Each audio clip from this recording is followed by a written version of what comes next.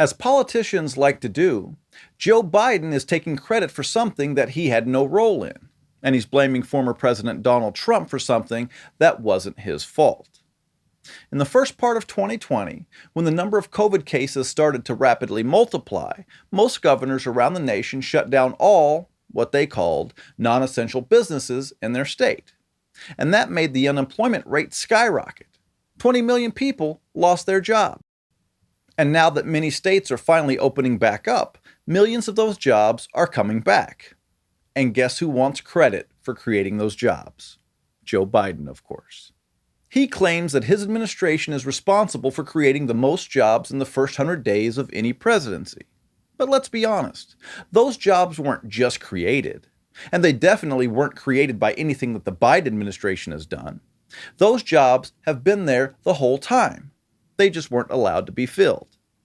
We need to employ 8.2 million more people to get back to where we were before the shutdowns.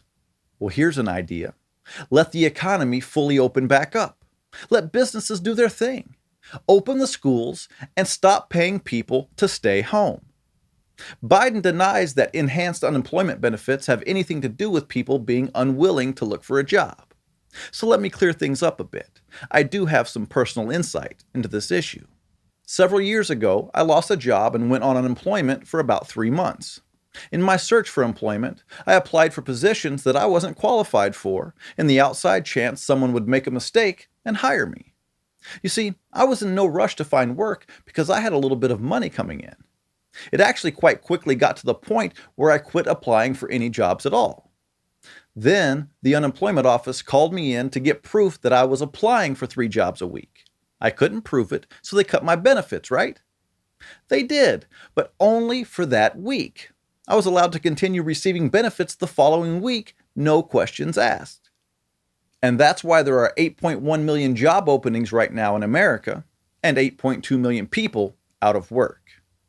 Even worse than Biden trying to take credit for creating jobs that mostly governors from his political party destroyed is the fact that he has a $2.5 trillion jobs plan to fix the problem they created. 6 months ago, Jane Fonda called COVID a gift to the left. And that's truly how they see it. They're using it as the excuse for everything they want to do. Why would we need a jobs plan if before the shutdowns we had the lowest unemployment rate in 50 years? Now, I did some research on the states that didn't issue stay-at-home orders and compared them to states with the most severe shutdowns. South Dakota, for example, was the only state that didn't force any non-essential businesses to close. So let's look at their unemployment rate before the pandemic and compare that to what it is today. On March 31st, 2020, their unemployment rate was 2.9%. And 1 year later, it's 2.9%. Now let's look at New York, a state that has had one of the most severe responses to the pandemic. A year ago, their unemployment rate was 3.8%, and today it's 11.7%. That's still more than triple what it was. Now let's look at Utah, another state that didn't do a severe shutdown.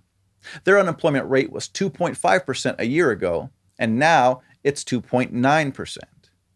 Now, how about California, where tens of thousands of businesses were forced to close?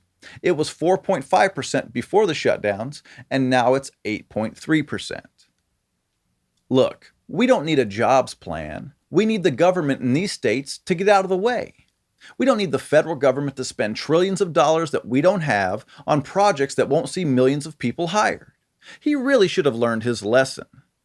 Back when Biden was vice president, Obama kept telling us about shovel-ready jobs when pushing the American Recovery and Reinvestment Act. Then almost 2 years later, he said there is no such thing as a shovel-ready job. And now Biden is doing the same thing and selling the same lie, when all they have to do is get out of the way and let people make a living. The states that have had a reasonable response to COVID are very close to being back to where they were economically before the pandemic ever reached our shores. It's not a secret how millions of jobs were destroyed, and it's no secret how to get this country back to where we were before the pandemic. If anything, Trump should be credited with creating such an economy that it could recover so quickly, and Biden should be at fault for doing everything he can to slow the recovery. But hey, honesty would be too much to expect from a career politician. And that's the simple truth. Thanks for watching.